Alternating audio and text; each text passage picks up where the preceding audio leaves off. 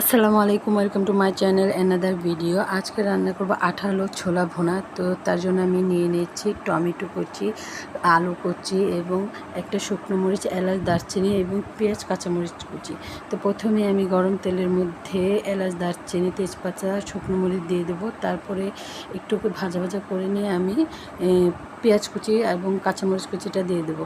পেঁয়াজ, কাঁচামরিচ এগুলো একটু ভাজা ভাজা হয়ে গেলে আমি এখানে লবণ 1 চামচ এবং আদা বাটা দেবো। আদা বাটা দিয়ে এটাকে আমি আবারও ভাজা ভাজা করে নেব। ভাজা ভাজা হয়ে আসলে আমি এখানে 1 চামচ হলুদ মরিচের গুঁড়া দিয়ে দেব এবং জিরা ফাঁকি দিয়ে দেব।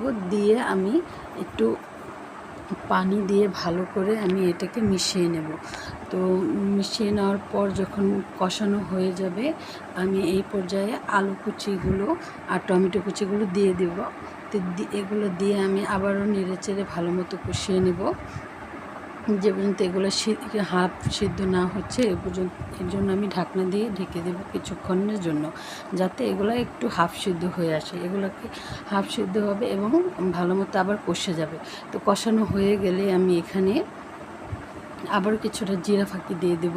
তো দিয়ে আমি এখানে ছোলা দিয়ে দেব অনেকখানি। তো ছোলা দেওয়ার পরে ছোলা আর ডাবলি আমি একসাথে সিদ্ধ করে নিয়েছি। তো একসাথে নিয়েছি যাতে এটা একটু আঠালো আঠালো হয়। তারপর এটাকে আমি ভালো করে মিশিয়ে নেব। মিশিয়ে নিয়ে আমি এখানে ঢাকনা দিয়ে ঢেকে দেব প্রায় 2-3 মিনিটের মতো। তো 2-3 মিনিট পর আমি ঢাকনাটা খুলে দেখব যে এটা শুকনো শুকনো হয়ে গেছে, মানে এটা আমি ভালো করে কষিয়ে নিয়েছি। তারপর এখানে আমি বেশ খানিকটা পানি অ্যাড করব। তো পানি দিয়ে দেব যাতে এটা ভালো করে আবার সিদ্ধ হয়ে যায় এবং আঠালো আঠালো হয়ে যায়।